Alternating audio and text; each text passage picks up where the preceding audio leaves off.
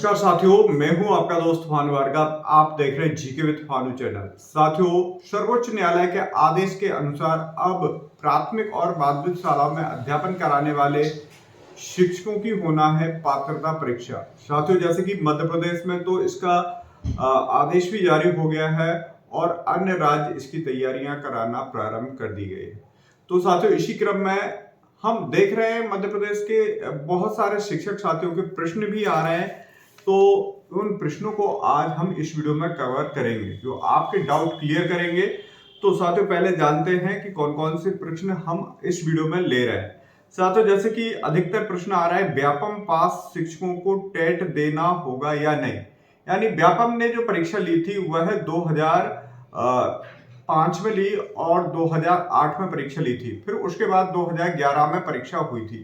तो इन तीन परीक्षाओं में से कौन कौन से शिक्षक जो कि पात्रता परीक्षा के अंतर्गत आएंगे, इसे उच्च पद प्रभार वाले शिक्षकों को टेट देना होगा या नहीं देना होगा। यानी उन्हें टेट देना है तो मूल पद का देना है या उच्च पद वाला देना है। सातवें, माध्यमिक शिक्षक जो पात्रता परीक्षा उत्तीर्ण नहीं है, माध्यमिक शिक्षक तो क्या हुआ, टेट परीक्षा से बच जाएंगे। कौन से शिक्षक बचेंगे? उत्तीर्ण शिक्षक वह जो 5 वर्ष बचे हुए हैं, जिन शिक्षकों के 5 वर्ष ही शेष हैं, तो क्या वह फ्री रहेंगे, उन्हें परीक्षा नहीं देना है, नहीं देना है। यानी टेट उन्होंने क्वालिफाइड कर लिया, तो उन्हें कौन सी परीक्षा आवश्यक है।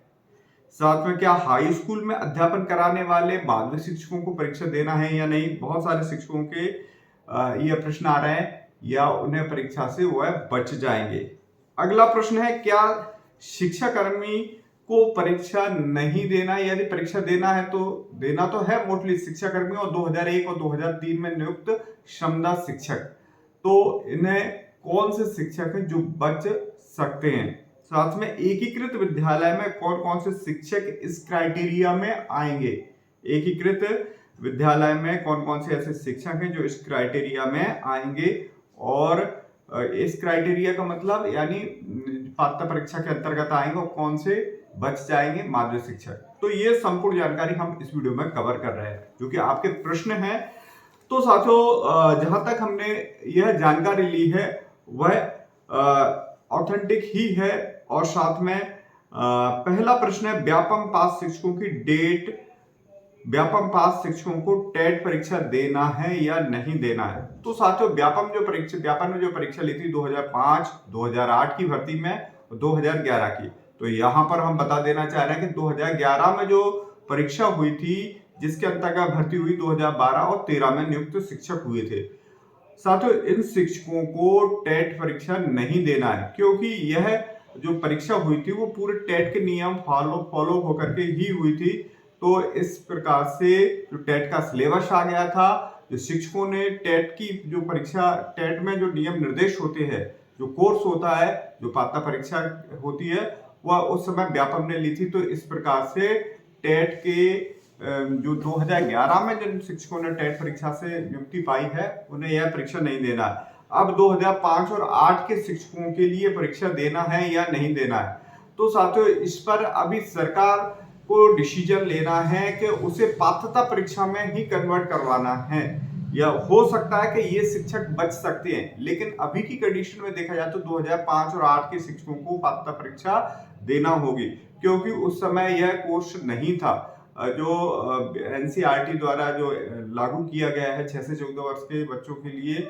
और जो कोर्स नया आया है तो वो 2011 में ही अपडेट होकर के आया था और उससे पहले नहीं था।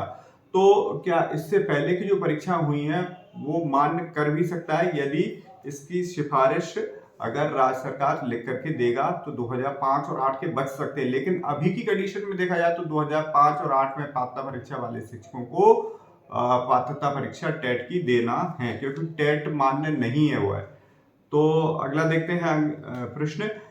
नेक्स्ट प्रश्न आ रहा है आपका, उच्च पद प्रभार वाले शिक्षकों को टेट देना होगा या नहीं देना होगा। तो साथियों, इसे हम बाद में लेंगे, इस प्रश्न को बेहद महत्वपूर्ण है।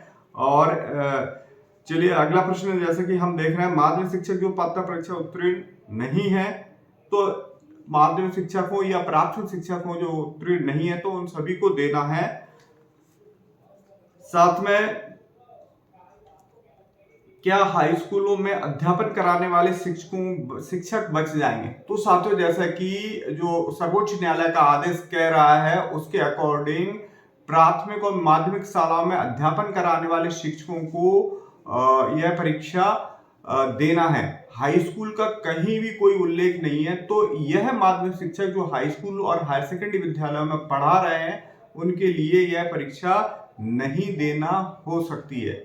अब जानकारी जो मंगाई गई है, विभाग द्वारा जो जानकारियां मंगाई जा रही हैं या फिर जो अपडेट आ रही है उसके तहत तो सीधा सीधा यह है कि माध्यमिक शिक्षकों को परीक्षा देना है।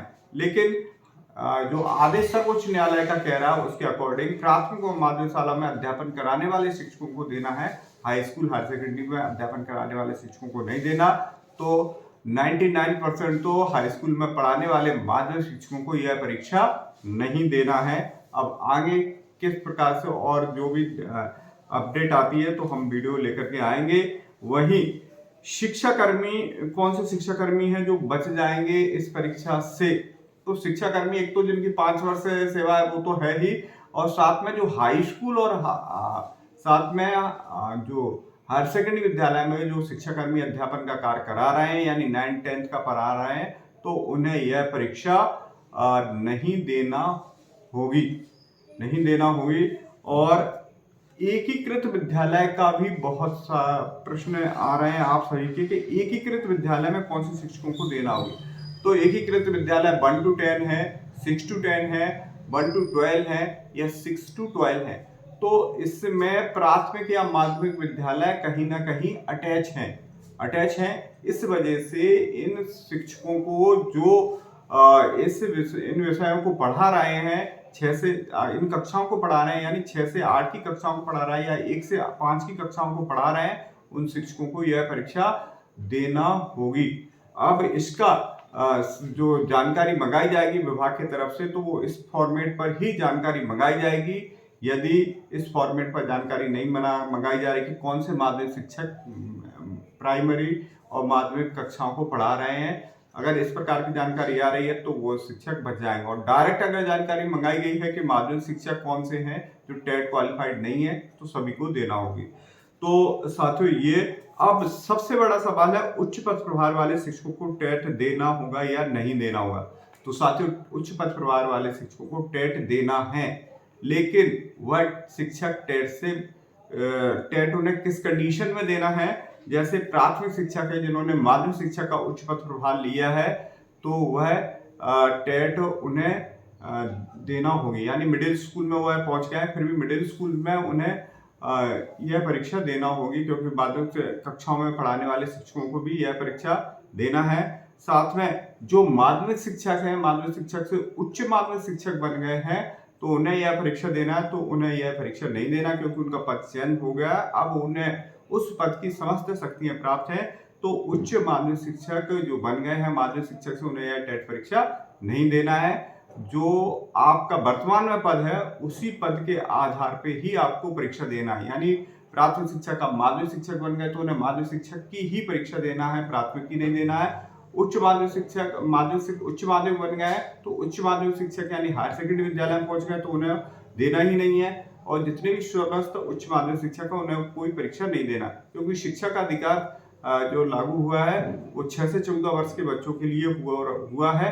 आगामी समय में इसे 9 to 12 में बढ़ाया जा रहा है।